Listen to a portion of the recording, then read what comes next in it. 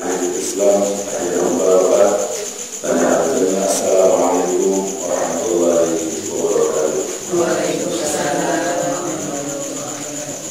Alhamdulillah wassalatu wassalamu ala Rasulillah wa ala alihi wa sahbihi wa man wala.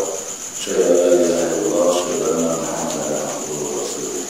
Amma ba'du, puji dan syukur kehadirat Allah SWT, Tuhan sekalian alam yang telah menciptakan kita, memberi rezeki kepada kita dan memiliki kita semuanya.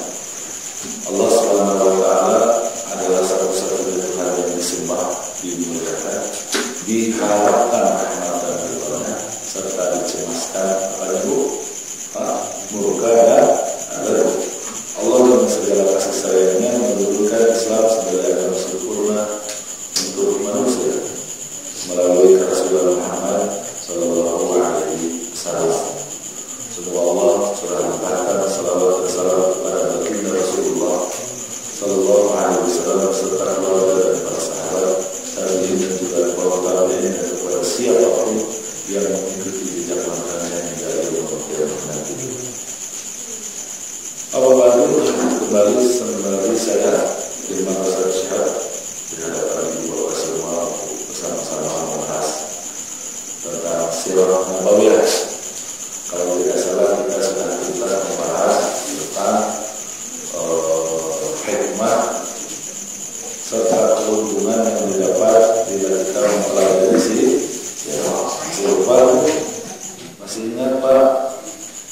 Yang pertama tentu saja meningkatkan dan mengokohkan keimanan kita tentang Muhammad sebagai Rasulullah.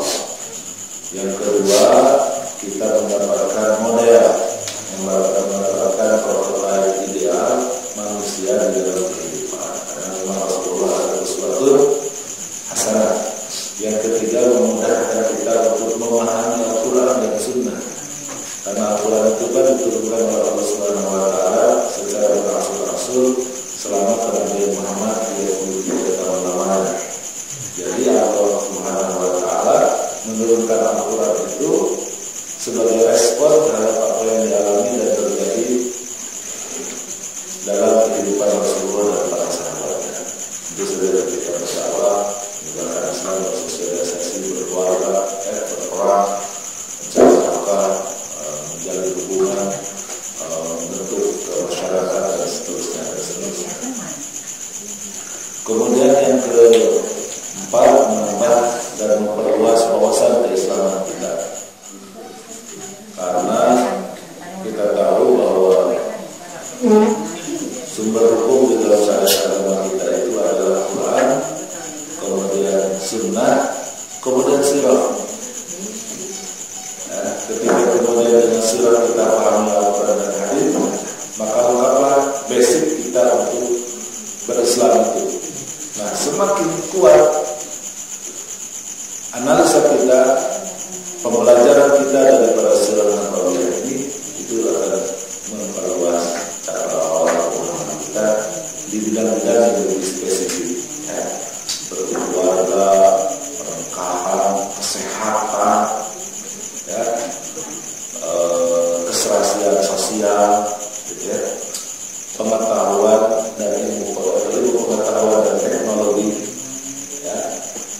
psikologi mungkin, hal-hal yang lebih spesifik, lebih detail akan kemudian kita mudah memahaminya dengan perspektif Islam karena kita mempelajari sirah nabawiyah. Dan yang terakhir tentu saja dengan mempelajari sirah kita temukan cara berdakwahnya Nabi Rasul yang kemudian kita telangani sehingga kita menemukan manhaj, kita mengerti tentang loyal, tentang ahdab, tentang asalib, tentang wasail, tujuan, sasaran sementara, sarana prasarana dakwah serta tentu saja metodologi bagaimana berdakwah itu dengan baik, termasuk juga nanti maratib, tahapan dan seterusnya di dalam berdakwah. Nah, ini yang sudah kita bahas di pertemuan-pertemuan yang lalu. Dan insya Allah di pertemuan ini kita akan membahas tentang nasab besar baginda Rasulullah Sallallahu Alaihi Wasallam. Ada hadis sahih diriwayatkan oleh Tirmidzi kalau tidak salah, di mana ia bersabda, sesungguhnya telah dipilih Kinanah dari sulala Ismail. Sesungguhnya sudah dipilih dari turunan Ismail, berikutnya generasi turunan Ismail yang terbaik itu adalah Kinanah. Dan sesungguhnya telah terpilih Quraisy dari sulala Kinanah. Dari Kinanah itu udah berturunan, berkali berturun-turun, terus nanti ada sampailah kepada Quraisy, nama aslinya Fihr. Dan sungguh telah dipilih Hashim dari Quraisy, dan sesungguhnya aku terpilih dari Bani Hashim.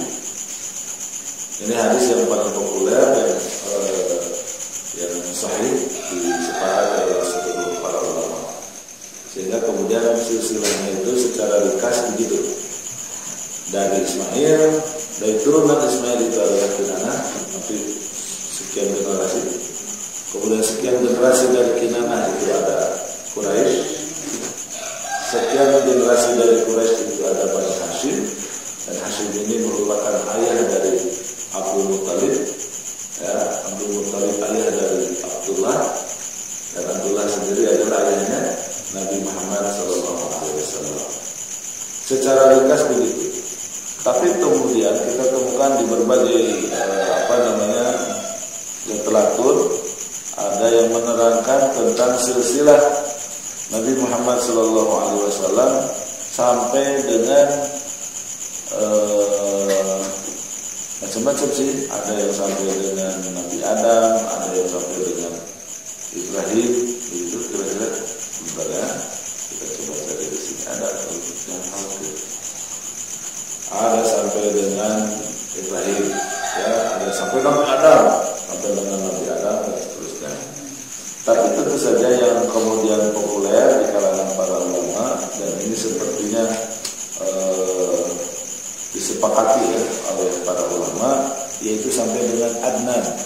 Ya, kalau saya bacakan silsilah beliau itu adalah Muhammad bin Abdullah bin Abdul Muttalib bin Hashim, kemudian bin Abdul Manaf bin Qusay bin Kilab bin Murrah bin Ka'ab bin Lu'ay bin Ghalib bin Fihr, yang kemudian namanya adalah Quraisy, kemudian bin Malik bin Nawar bin Kinanah bin Husaymah bin Mudrikah bin Ilyas bin Mudar bin Nazar bin Ma'ad bin Adnan.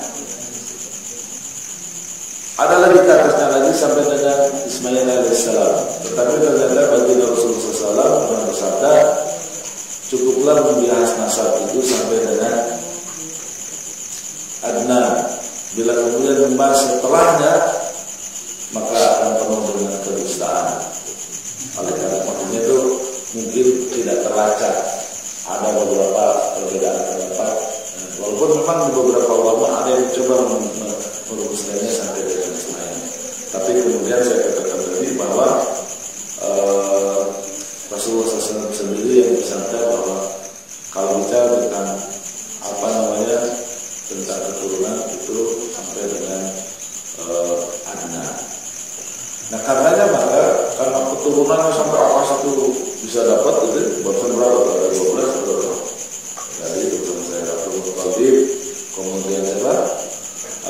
Bin Hashim, bin Manaf, bin Abdul Manaf, bin siapa lagi dari banyak sih ya, bisa paling bin Qusay ya 5, bin Kilab 7, bin Murrah, bin Ka'ab, bin Lu'ay 10, bin Ghalib, bin Fihr, bin Malik, bin Nawar 20 ya, 20 sampai dengan itu ada 20.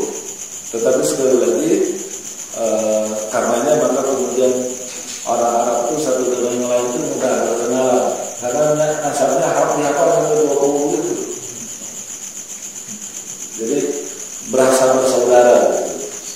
Termasuk juga nanti ibunya Rasulullah SAW, Aminah, itu nanti bertemu di khilaf.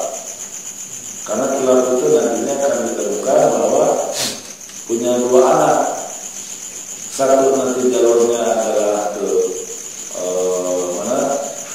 ke Abdul Muttalib, satu lagi ke keluarganya Aminah.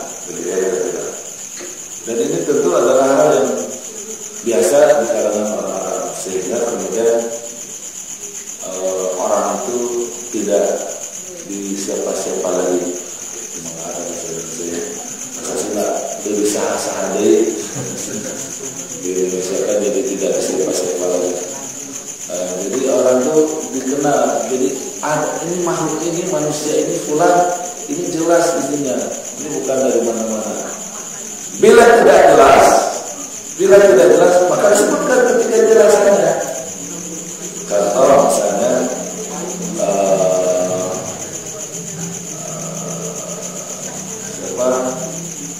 Arqam itu tidak jelas. Karena tidak jelas maka disebut Arqam bin Abil Arqam. Arqam anak bapaknya Arqam, bayi yang namanya anak siapa lagi. Karena nggak jelas dari situ aja. Ada nanti sahabat dia juga ikut perang Badar bersama Rasulullah. Hatib bin Abi Balta'ah. Hatib bin Abi Balta'ah. Hatib anaknya bapak Balta'ah. Balta'ah itu bukan anak jalanan, nah apa ya? Anak yang terbuang, anak terbuang itu Balta'ah. Jadi Hatib anak bapaknya yang membuang. Jadi ketidakjelasannya juga diungkapkan. Atau ada indikasi, tetapi indikasi itu kuat, tetapi tidak tahu jalurnya. Makanya kita mengenal Suhaib Ar-Rumi, Salman Al-Farisi. Mungkin ada nasabnya, tetapi orang Arab juga disebutin nasabnya juga. Ya siapa kalau kenal gitu, dan katanya dari orang dia mau orang Faris. Jadi masa satu lagi orang mana? Orang Romawi gitu kan, jadi tidak jelas. Nah kalau sesama bangsa Arab maka kemudian akan dijelaskan. Dan ini menjadi penting untuk menjawab bahwa Muhammad SAW adalah orang pilihan, ya orang pilihan. Maka gelar beliau yang disebut dengan Al-Mustafa, gelar beliau yang disebut dengan Al-Mustafa, ya, kalau di kita kan Mustafa itu apa bu? Kentang yang iris-irisnya, itu Mustafa, betul kan? Kalau kita kentang kering itu yang di toko-toko kecil-kecil, enak makanan-makanan yang selalu ada. Al-Mustafa yang disebut, memang makna utama tentang Mustafa itu Allah memilihnya. Tetapi bagaimana Allah memilih? Nah ini sebagaimana tadi hadis Rasulullah SAW, ya. Inna Allah astafa min bani Ismail Kinana. Sesungguhnya Allah SWT telah memilih Kinana dari sulala Ismail. Ya. Wastafa Quraisy min Kinana. Dan Allah juga memilih bangsa Quraisy dari sulala Kinana. Wastafa Hashim min Quraisy. Kemudian Allah memilih Hashim dari Quraisy. Wastafani min Bani Hashim. Dan Allah memilihku dari Bani Hashim. Karena ketika itu secara kehormatan kemuliaan di kalangan bangsa Arab itu ada di Bani Hashim ketika Rasulullah hidup, ya. Dan dari situ kemudian dipilihlah Muhammad. Karena kemudian kita tahu anak Hashim yang paling berpengaruh itu adalah Abdul Muttalib. Nah kemudian ayahnya ini Abdullah ini menarik. Dia ini adalah anak laki bungsu. Walaupun diriwayatkan Abdul Muttalib punya anak berikutnya yang perempuan yang menjadi bibi Rasulullah SAW, dan ibu yang berbeda dengan Abdullah. Nah, Abdullah ini adalah anak lelaki bungsu. Biasanya bungsu, Pak, ya, selalu disayang. Ya, saya merasakan sendirilah sebagai bungsu dari saya merasakan bersyukur daripada cikal ya, yang biasanya orang-orang licik dan nakal. Semua bungsu biasanya. Kalau saya punya kakak, itu namanya saking disayangnya saya, itu namanya kata orang Sunda panai bungsu. Jadi memang kita ini luar biasa gitu ya, dia termasuk Abdullah paling disayang. Sampai pada suatu kejadian Abu Thalib ini bersyukur kepada Allah Subhanahu wa taala atas karunia yang melimpah kepadanya, karena Abu Thalib ini adalah orang yang pertama menemukan lagi sumur Zam-Zam setelah terpendam sekian tahun karena ada musibah atau semacam berupa apa semacam seperti itu, dan kemudian tidak diketahui sumur Zam-Zam itu di mana. Panjang ceritanya, pendek kata, kemudian Abdullah yang membunuh Thalib yang menemukannya. Ya. Sebetulnya ada yang banyak yang mengklaim, tetapi namanya juga orang Quraisy berselisih agar bisa selesai selisihnya itu, maka tidak ada pilihan kecuali datang kepada dukun yang mau diperginya dukun perempuan, tapi tempatnya jauh di luar kota. Maka kemudian berangkatlah ini semua orang yang berselisih untuk bertahkim memberikan keputusan di dukun tersebut. Perjalanannya lama, satu orang mengundurkan diri, dua orang mengundurkan diri, terakhir sudah sekian berpikir, udah kita pulang aja. Enggak, kita harus ke sana. Kita harus membuktikan siapa yang di antara kita yang paling benar. Ah, jauh katanya tadi, kamu aja yang benar gitu. Hanya pulang aja gitu. Itu dan ada Abu Thalib yang menguasai Suqayah Al-Harb, Suqayah Zam-Zam, sumber mata air Zam-Zam.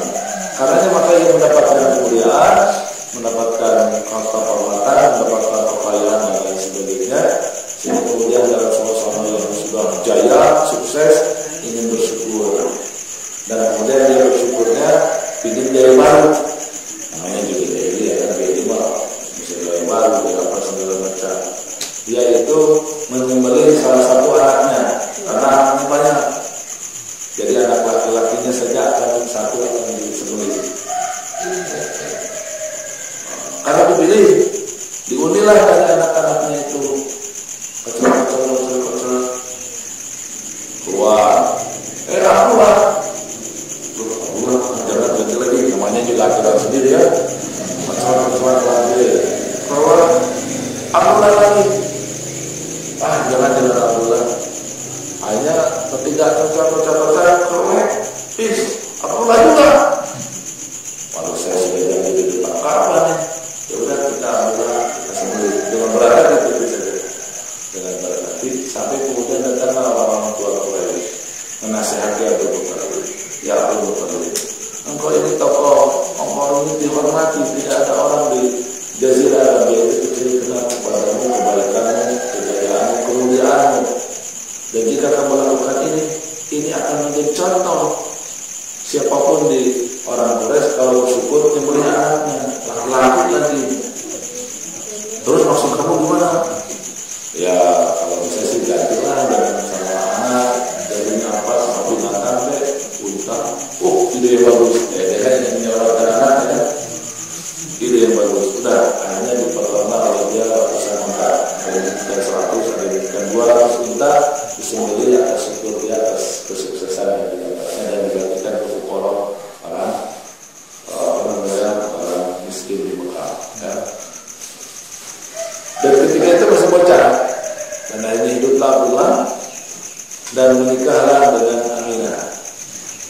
Setelah menikah ya wajar lah, namanya juga menikah, istrinya itu hamil. Saat hamil beliau sakit dan kemudian wafat. Sehingga dia di masyarakat belum terlalu dikenal banyak karena masih muda, belasan tahun nikah, itu kemudian wafat saat istrinya itu hamil. Dan ternyata yang dalam kandungan istrinya itu adalah Muhammad SAW.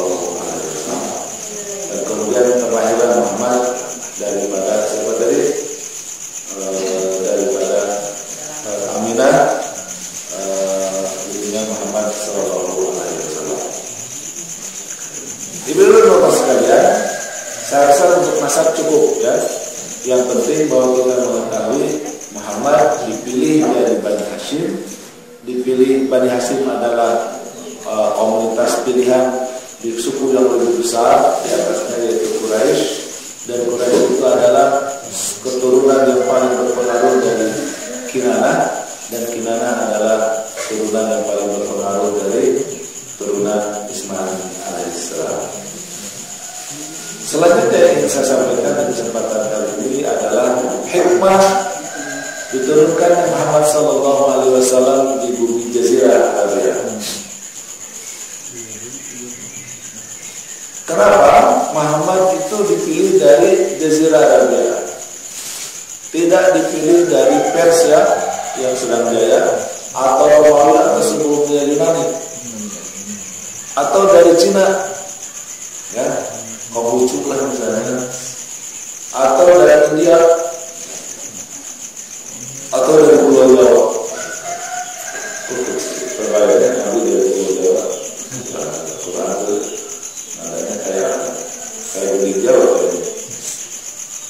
Tetapi yang dipilih adalah Jazirah Arabia. Perlu kita sama-sama pahami, meneliti, menelusuri hikmah di balik pemilihan Jazirah Arabia sebagai tempat diturunkannya Nabi akhir zaman ini menjadi penting. Kenapa? Karena Muhammad yang diutus itu bukanlah Nabi untuk orang Arab. Sebagaimana disebutkan di surat Fatir ayat 28, wa ma arsalnaka illa kafatan linnas. Tidaklah kami utus engkau Muhammad SAW kecuali untuk seluruh manusia tanpa kecuali. Ya, kalau sebut manusia itu kan pertama tidak hanya orang Arab kan, berarti semua jenis manusia di langit ini. Ketika disebut manusia, manusia itu kan tidak hidup di zaman Muhammad saja, tetapi juga di generasi berikutnya dan seterusnya, terus sampai dengan kiamat. Berarti siapapun manusia di kolom langit ini tidak dibatasi ruang, tidak dibatasi waktu, semuanya menjadi target dakwahnya bagi Rasul. Begitu. Di ayat yang lain juga Allah mengatakan, wa ma arsalnaka illa rahmatan lil alamin. Tidaklah kami utus engkau Muhammad kecuali menebar kasih, menabur kasih di mana? Di seluruh alam. Para ulama menyebutkan ini menarik. Ayat ini kenapa alamin? Alamin ini plural alias jamak. Mufradnya adalah alam. Tetapi kenapa? Mufradnya adalah alam. Alam itu apa? Alam dunia ini. Berapa bumi dunia ini, Bu? Pak? Bumi ada berapa? Satu. Bumi itu satu, alam itu satu. Tetapi kenapa kemudian dia menggunakan, Allah SWT menggunakan apa? Plural, alami. Itu untuk menunjukkan tentang detail. Jadi kasih sayang Allah SWT akan dicurahkan ke bumi ini sampai dengan hal yang sangat detail. Oleh apa? Oleh kenabian Muhammad SAW. Apa sih inti kenabian Muhammad? Agama Islam. Jadi agama Islam ini sudah dijamin oleh Allah SWT akan memberikan rahmat kepada seluruh detail alam semesta ini. Dan bicara tentang detail, balik lagi, selalu saya berulang-ulang menunjukkannya itu tidak terbatas ruang dan juga tidak terbatas waktu. Jadi selama dimanapun juga di bumi ini, itu kapanpun di bumi ini, maka kemudian Islam itu harus berlaku. Sehingga pengutusan Muhammad di Jazirah Arabia itu memiliki makna penting untuk merahmat alaminkan, ya, merahmatan lil alaminkan Islam. Pengutusan Muhammad di Jazirah Arabia menjadi penting agar bisa menjangkau seluruh negeri dan seluruh bangsa sepanjang sejarah kemanusiaan. Itu kata kuncinya kenapa kita harus mengerti tentang alasan diutusnya Muhammad SAW di Jazirah Arabia. Secara garis besar itu ada beberapa hal. Yang pertama, letak geografis. Jadi terbukti secara ilmiah ya, di dalam teori geografi dan seterusnya ternyata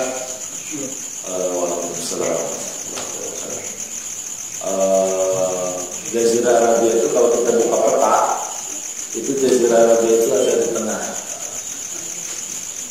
Jadi dia ada di tengah. Ke Afrika dekat, ke Syam dekat, karena Syam itu nantinya dia bersinggungan dengan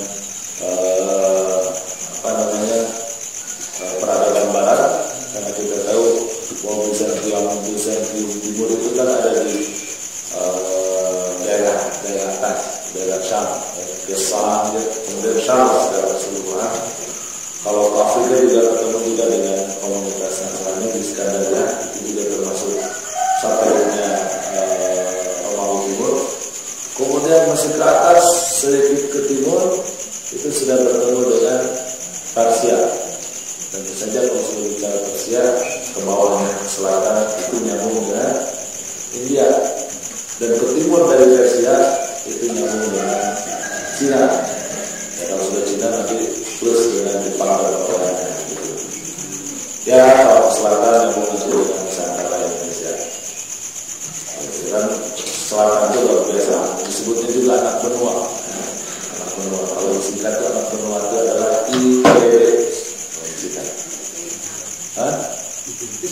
Singkatnya IPB, India, Pakistan, dan Malaysia.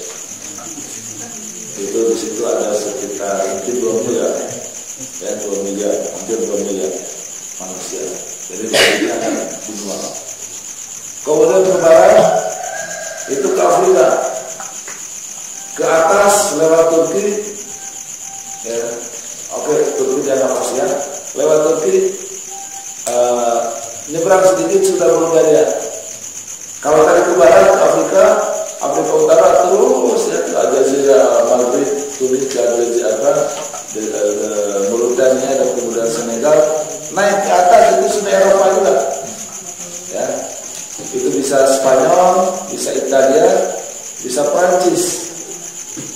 Dan itu kan laut Mediterranean. Mediterranean itu sudah tersambung dari tengah, dari mulai Turki, ya, dari mulai Turki itu sudah mulai Mediterranean.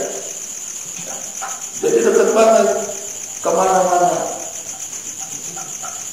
Makanya sekarang ketika Singapore Airlines menjadi maskapai penerbangan yang keren, kemudian disaingi oleh Cathay Pacific dari Hong Kong yang keren, dengan kemakmuran Jazirah Arabia secara singkat langsung oleh Emirat langsung tersaingi. Abu Dhabi bikin Qatar, bukan Abu Dhabi ya, Abu Dhabi bikin Al-Ittihad laku.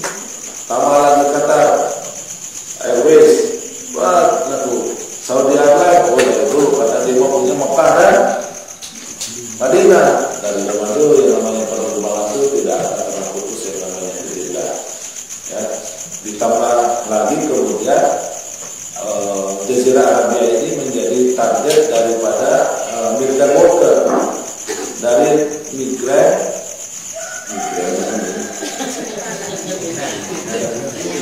worker, bukan migran. Migran worker, pekerja migran. Pekerja migran itu di situ susahnya, ya, sehingga kemudian mau dari manapun mau kemanapun itu ke Jazirah Arabia insya Allah sampai. Termasuk Pak Asal, kalau cari tiket paling murah untuk umroh yang harus ke sana. Kalau mau umroh lewat Turki, ongkosnya langsung mahal. Kalau mau umroh lewat Jordania, kalau dari Ulu ke Syam sana lebih mahal.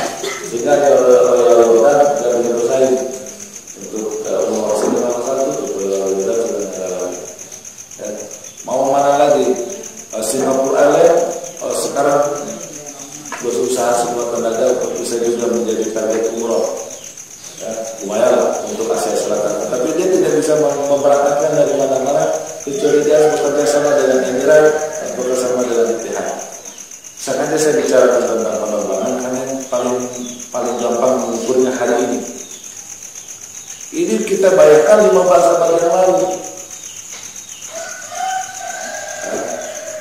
Dan ini ternyata sudah terbukti 15 abad yang lalu itu bahwa mata uang yang berlaku di Jazirah Arabia itu dinar dan dirham. Dinar itu adalah mata uang Eropa, Romawi, Bizantium ke atas, dari Syam ke atas. Sementara dirham adalah mata uang Persia. Dan ketika itu sudah mulai ada yang namanya dari zaman Rasul itu sudah ada kursnya. Kursnya itu ada. Jadi 1 dinar itu setara dengan 7 dirham. Ya, setara dengan 7 dirham. Jadi 7 dirham sama dengan 1 dinar. Jadi barat, timur, utara, selatan itu menjadi hal yang sangat strategis di mana diturunkannya Muhammad SAW. Ditambah lagi kemudian kita lihat dalam waktu singkat, yaitu di usia kenabian yang 23 tahun, apalagi kalau 23 tahun itu dilihatnya dari hijrah ke Madinah, itu kan hanya 10 tahun. Dalam waktu singkat selama 10 tahun, itu Jazirah Arabia itu bisa terkuasai oleh Muhammad SAW. Kita tahu bahwa Muhammad SAW itu bisa hijrah ke Madinah itu kan karena ada satu sebab, yaitu apa? Sebabnya ada haji. Jadi Quraisy yang tinggal di Mekah itu adalah lalu lintasnya seluruh orang Arab. Tidak ada orang Arab kecuali pasti lewat situ. Dan ini diisyaratkan di surat Syura kalau nggak salah ayat 7. Saya lupa, saya tidak hafal untuk bukan hadis itu lagi. Dari itu ada yang bawa ibu bawa besar, ibu buka buku Asyura itu surat berapa? Kulan bu ada surat Asyura ayat 7.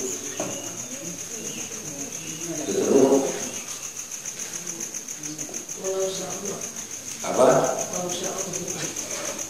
Saya mau baca.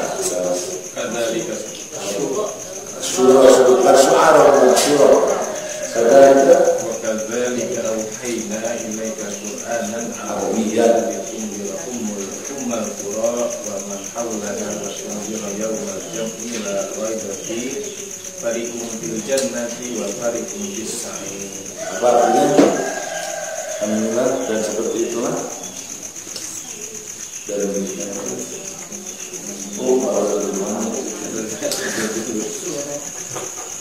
demikianlah kami wahyukan kepada Al-Quran dalam bahasa Arab. Demikianlah kami wahyukan Al-Quran dalam bahasa Arab supaya kamu memberi peringatan kepada Ummul Qura, penduduk Mekah dan penduduk negeri-negeri sekelilingnya, serta memberi peringatan pula tentang hari berkumpul yang tidak ada keraguan padanya.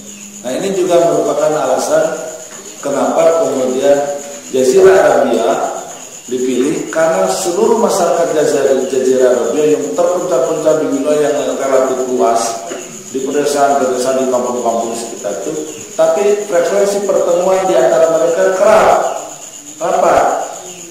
Kenapa rapat? Karena ada haji. Mereka senang berperang, tetapi kita tahu mereka punya Ashurul Hurum, ada bulan-bulan haram, dan bulan haram itu semuanya adalah waktu haji kecuali Rajab. Semuanya haji, artinya berkaitan dengan keberangkatan dan kepulangan mereka ke kampungnya masing-masing, sehingga tidak ada perang, aman orang melaksanakan ibadah haji. Dan disitulah maka kemudian bertemu di antara ini, sehingga ini mempercepat konsolidasi.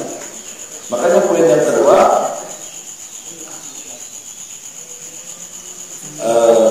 di situ ada budaya Arab, bukan budaya Arab. Ada tradisi Arab gitu, yang dengan tradisi Arab itulah maka kemudian dalam waktu yang teramat singkat mereka bisa melakukan konsolidasi. Hanya hitungan 23 tahun itu kemudian seluruh Jazirah Arabia masuk Islam.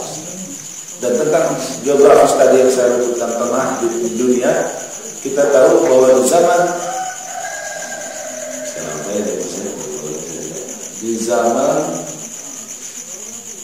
Abdul Malik bin Marwan, karena Marwan itu hanya beberapa bulan saja menjadi khalifah.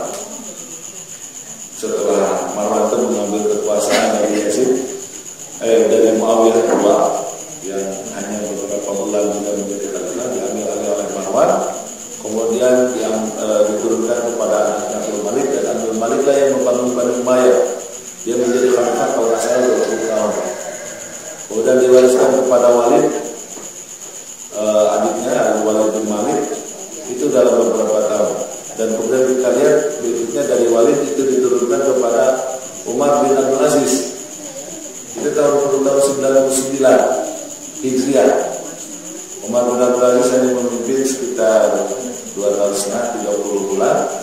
Nah, ketika Umar bin Abdul Aziz memimpin Bani Umayyah kekhilafahan, itu ternyata membentang di 23 wilayah bumi yang dihuni. Ya, jadi 23 wilayah bumi yang dihuni, di mana Afrika Utara sampai dengan Senegal, kemudian Syam terus sampai dengan sebahagian Turki, sebahagian karena sebagiannya ketika itu belum bisa ditaklukkan sampai dengan masa itu. Kemudian Persia, Nahrawan sampai dengan India Utara dan saja, Sind gitu, Baluchistan, dan kemudian sekarang yang menjadi Pakistan. Kemudian Cina, salah satunya yang paling populer sekarang kalau kita adalah Uighur. Itu sudah diterjangkau oleh Muawiyah ketika itu, oleh Umar bin Abdul Aziz. Dalam waktu singkat, sangat singkat, 90 tahun sampai 100 tahun wafatnya Rasulullah SAW. Ya, jadi betul-betul letak strategis ini, letak geografis ini sangat menentukan. Mekahnya sendiri untuk Jazirah Arabia, Jazirah Arabianya untuk dunia. Jazirah Arabianya dengan budaya, tradisi warisan dari Ismail yang kemudian mempersatukan mereka, itu juga membuat mereka menjadi solid. Dan di situ ada kata-kata yang di surat Syura itu diturunkannya kitab dalam bahasa Arab. Ternyata di situ ada budaya yang mempersatukan. Ya. Ini menurut saya menjadi sangat penting. Letak geografis. Yang kedua, hikmah dari dipilihnya Jazirah Arabia sebagai awal Islam. Wilayah ini tandus, berbatu-batu, garam,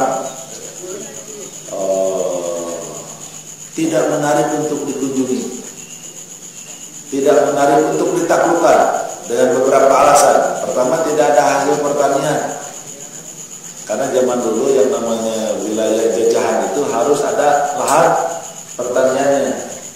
Karena zaman dulu belum ditemukan ada kekayaan yang lebih berharga dari pertanian di dalamnya. Kan tahunya minyak kan belakangan, tapi zaman dulu nggak ada yang tahu. Jadi dia tandus, gersang, sehingga tidak menarik orang untuk menaklukkannya. Kalau ada keinginan untuk menaklukkannya juga segar, karena alamnya yang garam, ngapain bunuh diri ke sana. Sehingga karenanya dia terbebas dari pengaruh budaya dan peradaban besar ketika itu. Saya sudah sebutkan tadi ya, ada Cina, ada India, ada Persia, ada Romawi, Yunani. Itu tidak bisa dan tidak merasa berkepentingan untuk masuk ke Jazirah Arabia. Apa maknanya? Maknanya adalah bahwa keterlanjutan kenabian Muhammad SAW itu murni Allah yang menjaganya. Jadi dijaga oleh Allah Subhanahu Wa Taala. Maksud saya begini, kan Muhammad itu kan ujung-ujungnya kan kepada Ismail. Ismail kepada siapa? Ibrahim. Di pihak lain Ismail juga punya anak, siapa namanya? Ishak. Kemudian ada Yakub. Kemudian dari Yakub itulah maka kemudian mulai terjadi migrasi dari Kanaan itu berangkat ke Mesir di zaman Yusuf alaihissalam. Kemudian Bani Israel berkembang, 12 anak ini berkembang dari mana? Di Mesir, karena dia sudah dari awal sudah ada di area kepemimpinan, sampai kemudian meresahkan orang Mesir sebagai pribumi. Keresahan itulah yang menyebabkan Firaun bertindak jahat, zalim terhadap Bani Israel. Akhirnya melahirkan Nabi Musa dengan kitab Tauratnya, dan dibalik lagi ke Kanaan, menyeberang melalui Laut Merah, gitu ya. Dan kemudian Bani Israel dengan kejayaannya, dengan keislamannya lah, dengan ketauratannya berkembang sampai terjadi penyimpangan, muncullah kondisi dizalimi kembali. Kemudian muncullah tokoh Talut. Dari pasukan Talut ada pemuda bernama Daud. Allah angkat Daud sebagai Rasul, sebagai raja yang sangat berkuasa, sangat kuat, pun juga kemudian diturunkan kepada Sulaiman. Kan gitu ya. Terus begitu penyimpangan lagi, diutuslah Nabi Isa. Kira-kira begitu. Setelah Isa turun, terus juga disimpangkan kembali. Kemudian Nabi Muhammad SAW. Kan kita tahu ini kan ada keterkaitannya, karena sama-sama tahu, sama-sama dari Ibrahim. Tetapi ketahuilah mengumbar kepada seluruh dunia, Muhammad itu terputus daripada daripada Yahudi. Terputus daripada Yahudi, karena Nasrani itu kan sebetulnya agama yang dibatasi untuk Yahudi saja, tetapi disebarkan ke non Yahudi oleh Paulus. Paulus disebarkan, sehingga kemudian berkembang. Sehingga kita harus paham bahwa terputus. Makanya dipilih Jazirah Arabia yang tidak terkoneksi dengan peradaban yang lainnya. Oh, kalau begitu dia bertentangan dong dengan Injil, gitu kan? Oh, kalau begitu dia bertentangan dengan Injil, bertentangan dengan Taurat. Nah, itu juga terbelah. Kenapa? Karena juga dari Cina, dari Persia, dari India, atau dari asalnya Yunani dan Romawinya sendiri juga tidak punya pengaruh apapun, karena mereka juga tidak menjajah Jazirah Arabia. Jadi putus, nggak ada hubungan dengan Persia, tidak ada hubungan dengan Yahudi, dengan Romawi, karena negara ini. Itulah Muhammad SAW. Sehingga meyakini bahwa Al-Quranul Karim itu adalah musaddiqan lima baina yadayhi minar rusul, sebagai musaddiq, sebagai pembenar dari kitab-kitab sebelumnya, ini harus membutuhkan iman. Walaupun kita ketahui bahwa ternyata isyarat tentang Jazirah Arabia itu sudah ada di mana? Di orang Yahudi. Dibuktikan dengan eksedusnya orang-orang Yahudi bergelombang-gelombang berabad-abad dari Jazirah Arabia. Sehingga ketika Rasulullah diutus itu, kita temukan Yahudi sudah ada di Najran, di Yaman. Yahudi sudah ada di Yathrib. 3 kabilah sekaligus di situ ya. Ada Bani Quraidah, Bani Nadir, dan Bani Quraidah. Ada juga komunitas Khaybar, 150 km sebelah utara Madinah Munawwarah. Jadi menunjukkan bahwa memang Yahudi sudah mengerti. Terus ngapain mereka eksodusnya ke selatan, ke daerah Tandus gitu, ke daerah, tidak ke daerah barat, ke daerah timur, ke daerah mana yang subur, tidak, tapi ke sana karena mereka punya harapan dari keturunan mereka nanti diutus Nabi akhir zaman. Dasar Yahudi otaknya encer, walaupun dia ada di situ mereka bisa survive. Ya, di Yahudi kita tahu mereka kuasai ekonomi walaupun minoritas. Khaybar kita tahu kekayaannya juga sangat luar biasa. Saking banyaknya kekayaan Khaybar itu Allah Subhanahu wa taala disebutkan setelah perjanjian Hudaybiyah, wa'adakum maghanimu katsiratan ta'khudunahu, terus wa'ajjala lakum, ya, wa bahasa Arabnya rupanya Allah janjikan kepada kalian Muhammad dan Rasulullah dan para sahabat radhiyallahu maghanimah yang sangat banyak yang tinggal diambil saja, dan Allah sengajakan segerakan itu ghanimah kepada kamu, dan Allah tahan tangan-tangan Quraisy untuk menjamah mulai perjanjian Hudaybiyah. Jadi perjanjian Hudaybiyah itu oleh Allah Subhanahu wa taala direspon dengan firman-Nya dalam surat Al-Fatah secara keseluruhan. Dan responnya inna fatahna laka fathan mubina. Sungguh telah Allah berikan kemenangan yang nyata kepada Muhammad dan perjanjian Hudaybiyah. Padahal Allah apa cuma baru perjanjian. Ternyata salah satu rahasianya adalah Allah ingin menyegerakan maghanimah katsirah agar menyerang Khaybar itu ke 150 km jauh. Dan itu bentengnya keren-keren. Kalau dia masih kira sama Quraisy kan tidak konsen perangnya. Karena itu harus leluasa mendapatkan keren. Betapa yang disampaikan bahwa yang namanya Khaybar itu kaya raya, hebat itu orang Yahudi datang ke daerah yang tandus tapi bisa memakmurkan. Begitu juga di Najran. Ya, oke lah, karena memang selatan kita juga tahu nanti kaitannya juga tentang Sabah dan lain sebagainya, itu kan ada di zaman juga. Jadi perlu kemudian kita pahami sekali lagi bahwa apa ya saya sebutnya, Badawatul Jazirah, kebaduyan Jazirah Arabia ini menjadi keterputusan Jazirah Arabia dari peradaban bangsa-bangsa besar sekitarnya. Itu menjadi sebab kenapa Al-Quran diturunkan di sana, kenapa Muhammad diutus di sana, agar tuduhan bahwa Islam itu merupakan kelanjutan dari agama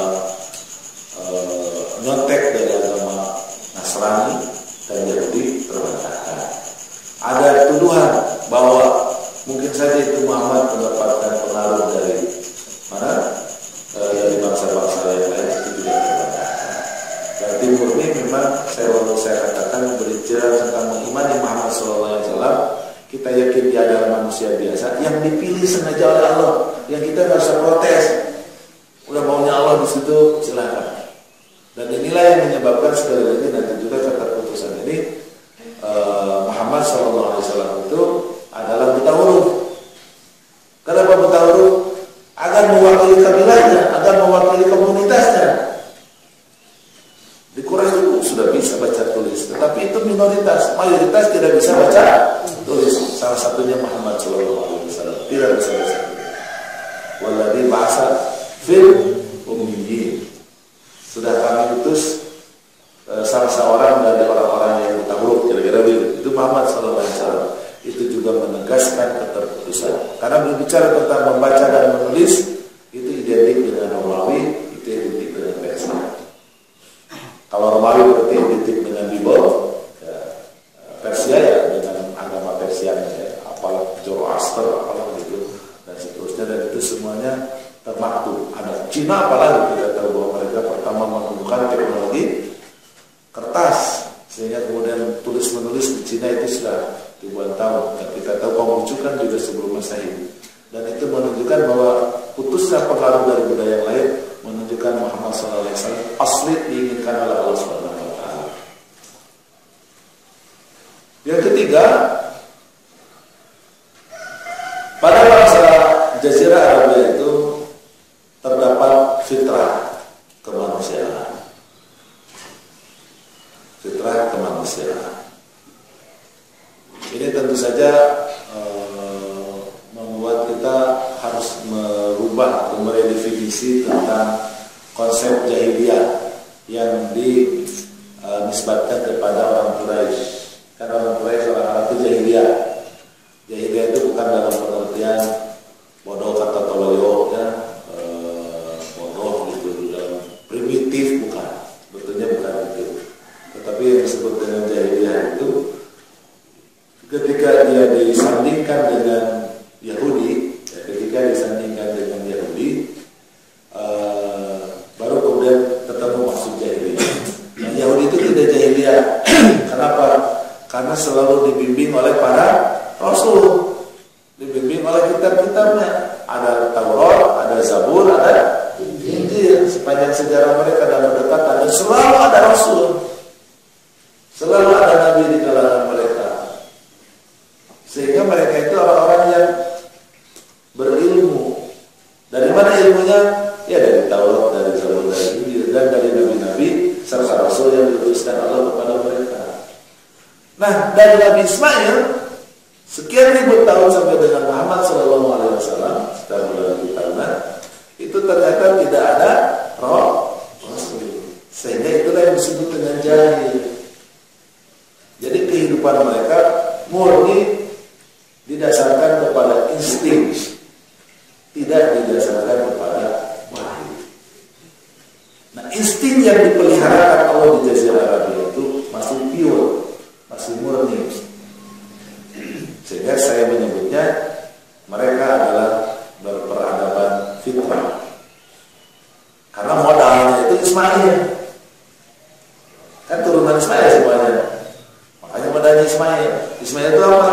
Ya anaknya Ibrahim yang memperjuangkan konsep apa? Tauhid. Cuma ribuan tahun nggak ada Nabi dan Rasul. Sehingga ya apa adanya hidupnya itu mengalir bersama alam, maka menjadi fitrah. Ini harus dicatat. Jadi jahiliyah itu bukan tidak pintar, tidak cerdas, tidak santun dan seterusnya.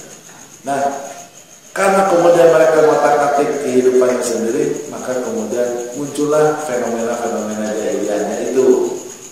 Yang pertama menyembah berhala.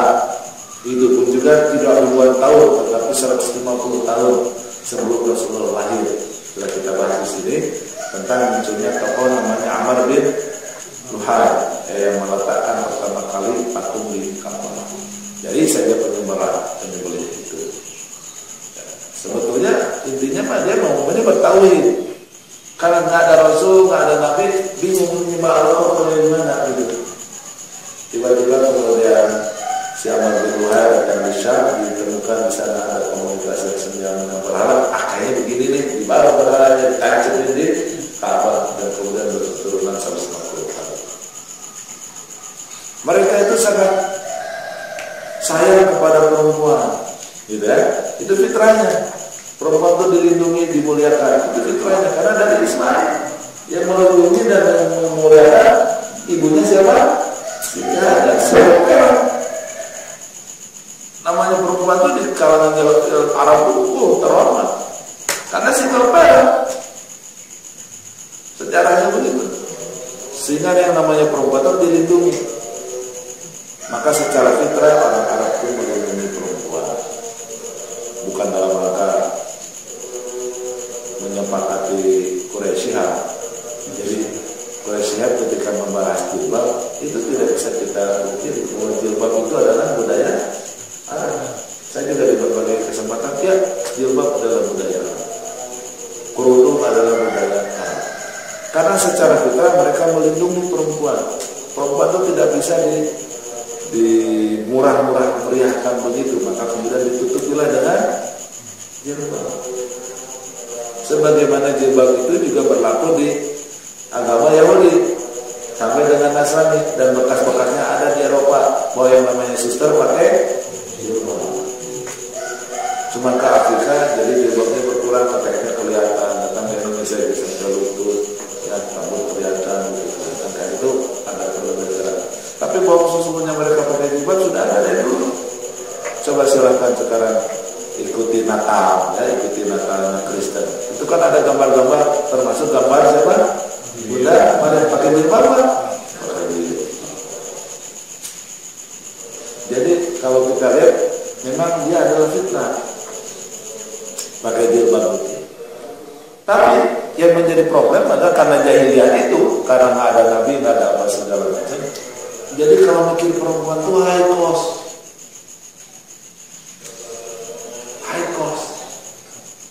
Perempuan harus dimuliakan, harus dijaga, karenanya banyak biaya. Bukan hanya high cost. Ngapa namanya sudah high cost, nggak produktif perempuan itu. Beda sama laki. Kalau laki lahir bisa diajak dagang, bisa diajak perang. Ditinggalkan juga nggak takut anak laki ini. Coba kalau perempuan ditinggalkan berdagang, ditinggalkan berperang, kepikiran nanti takut ada yang merampok, ada yang namanya juga Baduy kan, bukan di perkotaan. Hanya perkampungan program didasarkan dengan sehingga mereka takut, sehingga akhirnya menjadi common sense mending anak laki daripada anak perempuan.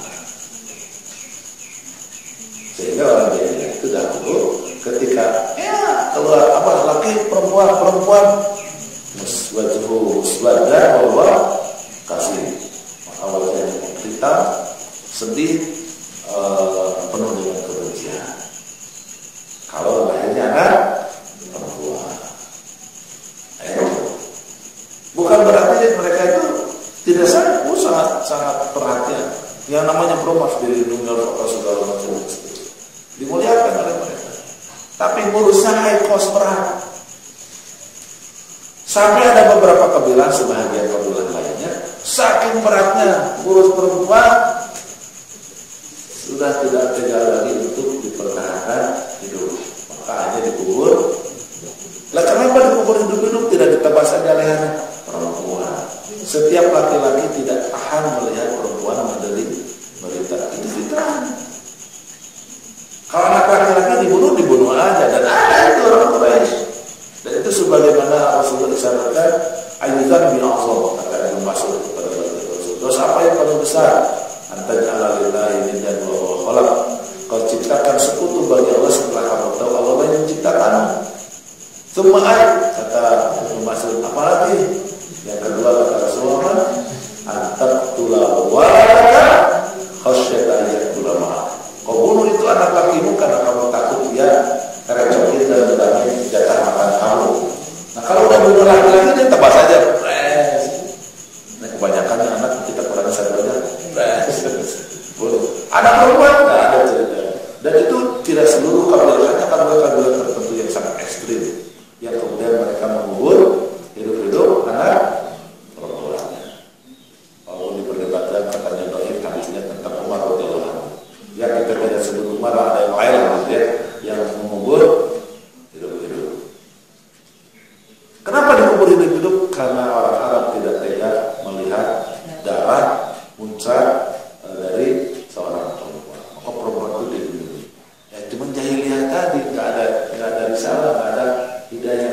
Jadi begitu, tidak mau punya anak perempuan, ya, karena dia high cost gitu, tidak produktif, tidak bisa diajak perang, tidak bisa diajak berdagang. Apalagi, oh ya, mereka itu badawa. Ini tentang fitrah. Badawa itu badui. Kebalikan dari badawa itu adalah hadari, ya, hadara, ya, atau hadari, ya. Hadari itu berperadaban. Makanya kalau ke Bandung, ibu bapak jangan lupa ke stasiun Polo, ya. Cari di situ hadari. Nah, di situ ada peradaban. Sampai sekarang saya tidak menemukan sate yang lebih lezat di dunia kecuali di situ. Namanya sate hadari. Sudah meninggal. Saya waktu di Bandung masih dijadwal baju mati mancingnya di situ. Kalau dulu, paling suka digilir baju mati karena makan gratis. Wah, paling enak sebandung sampai hari ini masih terkalahkan. Hadara. Apa perbedaan badawa dan hadara ini? Hadara itu memang secara fenomena sepertinya bagus karena dia berperadaban. Ya. Hadara itu, peradaban itu salah satunya dibuktikan dengan pemukiman. Jadi kalau orang sudah mukim, itu berarti dia sudah tenang. Berarti sumber rezeki, sumber makanan ada di sekitarnya. Jadi dia nggak usah nyari, dia aja juga nanti makanan datang dengan sendirinya. Itu hadara. Nah, biasanya tingkat kemakmurannya lebih banyak. Nah kalau sudah tingkat kemakmurannya banyak, dia bikin pemukiman. Pemukiman nanti masing-masing bikin rumah. Bikin rumahnya bukan dari kemah, tapi langsung batu tembok. Karena badawa, karena batu, dan untuk memudahkan hafalan. Dan itu luar biasa ibu, kalau orang Arab itu 1000 bait dibacain bu, 1000 baitnya. Ada kemampuannya itu 3 kali dibaca, diperdengarkan 1000 bait sekali, diperdengarkan besoknya sekali lagi, Yang hari ketiga diperkenalkan lagi 1000 bait, hari keempat dia sudah hafal 1000 bait. Ada yang lebih canggih lagi. 2 hari, hari ketiganya bisa. Ada yang 1 hari keduanya bisa. Jadi 1000 bait sekali. Ada yang kemudian dia baca 1000 bait sampai selesai, di review langsung sama persis. Itu orang Arab. Itu kitab-kitab syiar segini-gini itu mereka baca sekali, itu udah 3 kali hafal semua. Hari ini masih mungkin orang-orang ini. Makanya kemudian kenapa disebut Arabiyah tadi di ayat surah juga disebutkan diturunkan dalam bahasa Arab. Kenapa? Mudah diingat. Laqad yassarna al-Qur'ana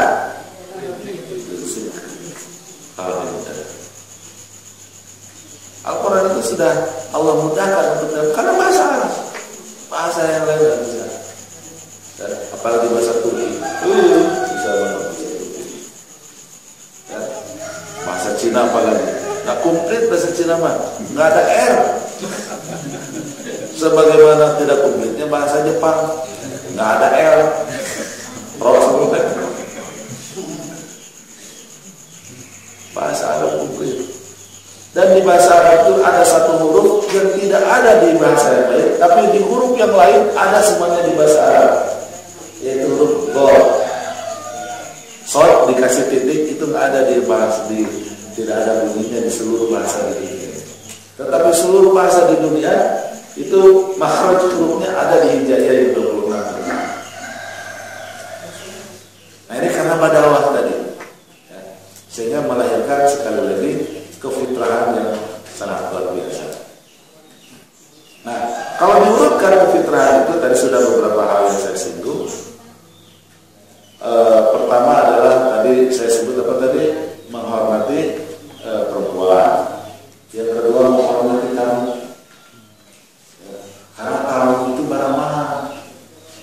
Karena kan dia nggak pernah ketemu orang, sama dia diberi guru, ketemu orang. Ya kalau ketemu orang lain itu senang. Ternyata ada manusia lain kira-kira begitu. Namanya menghormati kalau baik itu menjadi kebanggaan mereka. Sampai dengan hari ini kata Pak Dudin Habibudin, aduh kalau minta duit sama orang-orang susah ya, kalau dia anak ya susah. Tapi kalau undang kita makan semua apa yang ada dikeluarin semua. Baik, itu bawa saya sekarang. Saya punya keluarga orang Arab, yang keluarga saya orang Arab yang ada muslim di Mekah. Itu kalau kita makan bersama di situ, itu ada kan sekarang sudah pakai pembantu, pakai segala macam. Jadi dihidangkan makanan lengkap.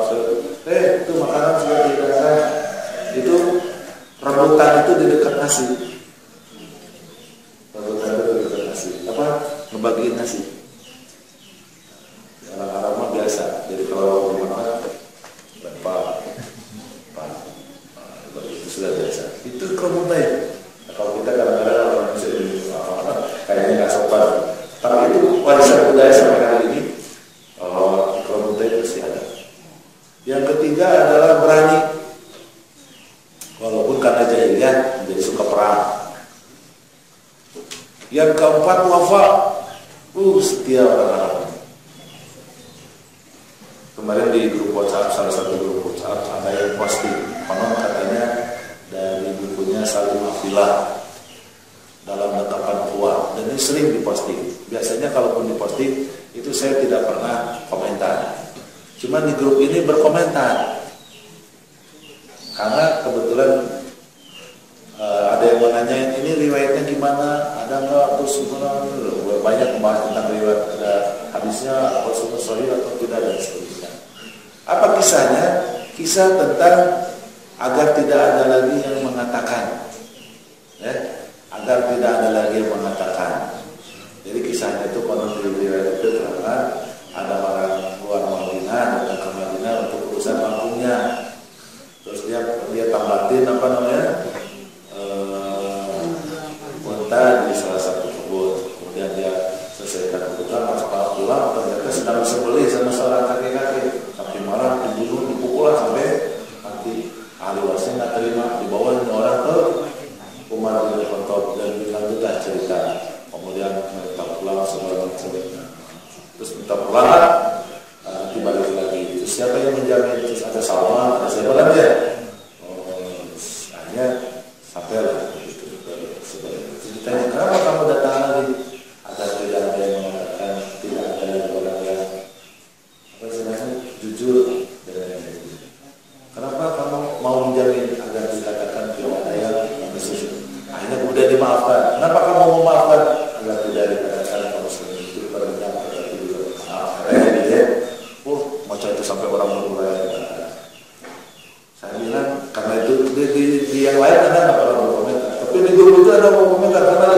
diperbincangkan ini kesahihannya kayak gimana. Saya bilang itu berita bohong. Berita bohong karena setahu saya kisah yang benar itu terjadi pada Raja Nu'man. Nu'man ini seorang raja di kalangan Arab zaman Jahiliyah, sekian puluh tahun sebelum Rasulullah lahir. Si Nu'man ini punya ada dua hobi yang selalu dilakukan rutin. Hobi yang pertama adalah berburu, ada jadwalnya. Hobi yang kedua, dia punya ritual datang di ujung negerinya, di padang pasir yang paling jauh dari negerinya. Kemudian dia tebak-tebakan sama orang-orang kerajaannya. Siapa ini yang datang, gitu ya? Nah, kalau ada yang datang, pertama yang datang itu dibunuh, jadi korbankan sebenarnya. Dua kebiasaannya. Nah, si Raja Nu'man satu kali lagi berburu, karena raja kan, buruannya udah wah dikejar, terus dikejar buruan, lupa tersesat, dia dijauhkan dari pengawal. Dia mau pulang, nggak berhasil. Kemudian datanglah dia di sebuah gubuk, kemah gubuk. Orang Arab kan, ada orang pesantren begitu menjadi kemuliaan, itu menjadi tamunya. Maka disambutlah dia, kemudian dihidangkan makanan, disuruh istirahat dan seterusnya. Sampai dia tidur di situ dan besok paginya dia sedang kembali dan mau pulang. Kemudian ketahuilah, aku adalah Nu'man raja kalian. Kalau kamu datang ke ibu kota lah kira-kira begitu, temui aku, apapun yang kau minta akan aku kabulkan. Sudah. Berangkat pulang ke kampungnya selamat. Di suatu hari dia lakukan kebiasaan yang kedua. Dalam sebuah padang pasir, kemudian dia nunggu orang, tiba-tiba muncul orang. Dapat nih, dapat keluar saya dari sebelum pas datang, ini orang yang dulu mau nolong dia, bukan bingung nih, kan dia sudah janji.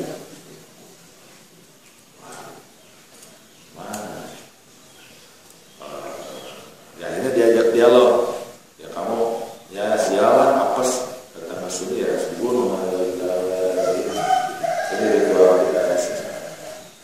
Terus gimana bang ini? Waduh, saya nggak bisa. Kalau bisa minta tempo dulu, saya ini ada urusan. Nah itu baru kemudian ke sebuah tempat tidak jauh dari sini, ada amanat yang harus saya sampaikan dari warga kampung saya. Memang saya ada urusan sana, saya harus ada amanat dari kampung saya.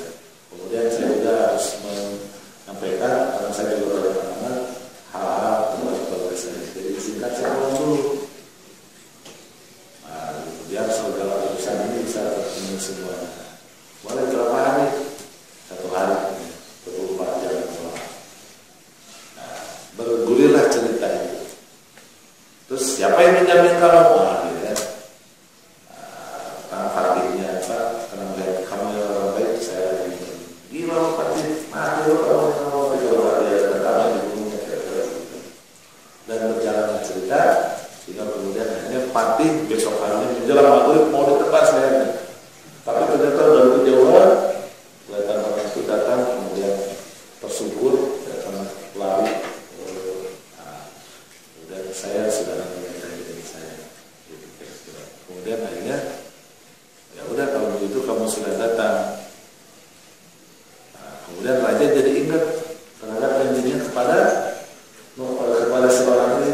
Tempoh hari waktu tersesat dalam berburu. Ya kalau begitu juga saya harus penuhi janji saya.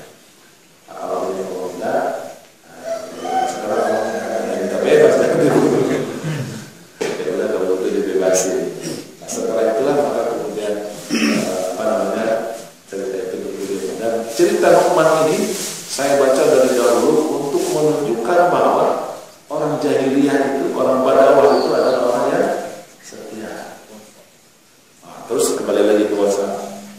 Jadi begitu Ustaz, iya begitu. Ya kan nggak apa-apa kan ini cerita inspiratif.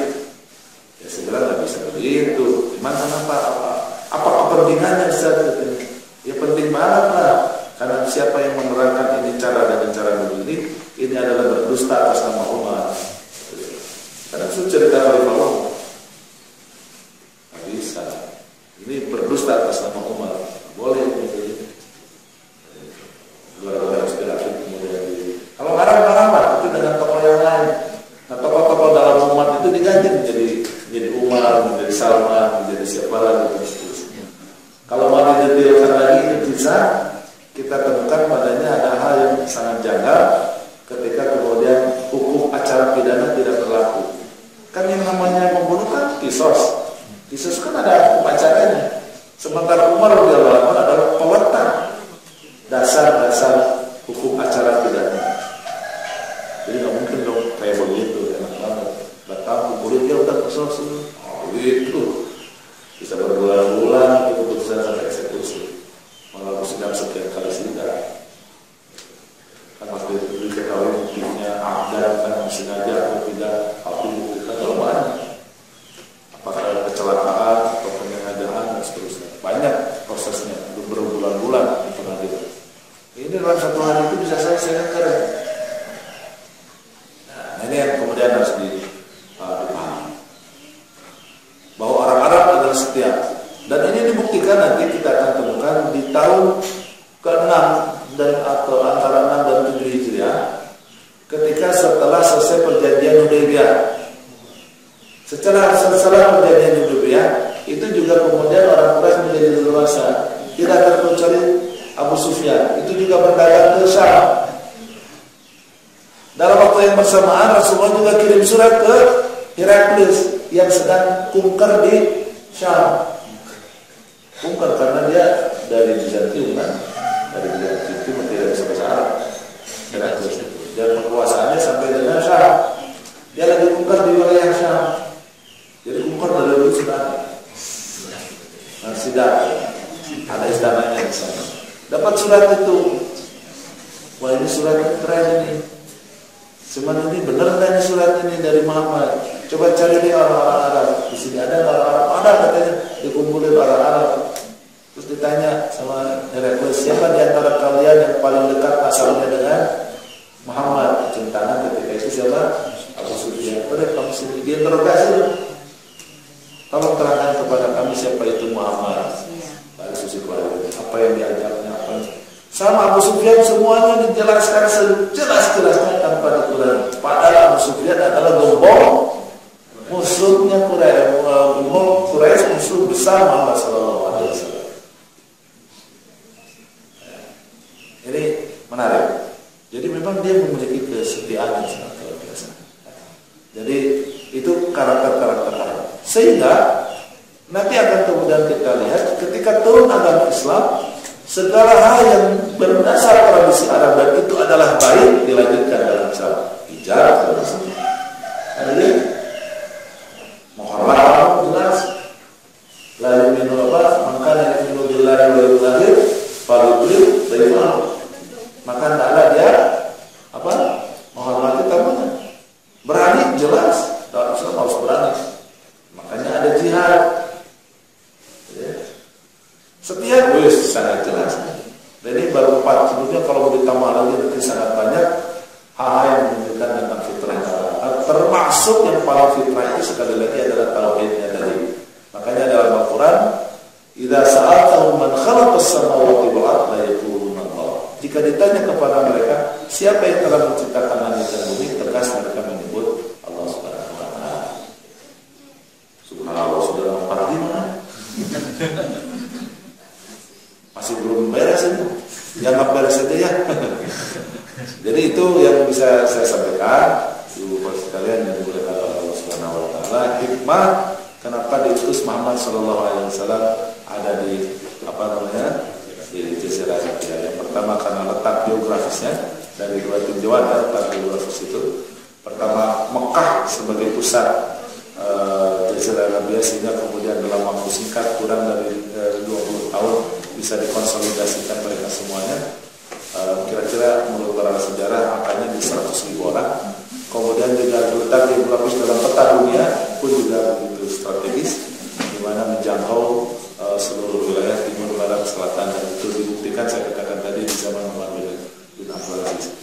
Berikutnya yang kedua, bahwa mereka adalah badawah, bukan hadarah. Badawah ini membuat kedekatan di antara mereka begitu kuat, bahasa begitu bagus, dan utamanya adalah mereka memiliki sifat-sifat yang bersifat citra.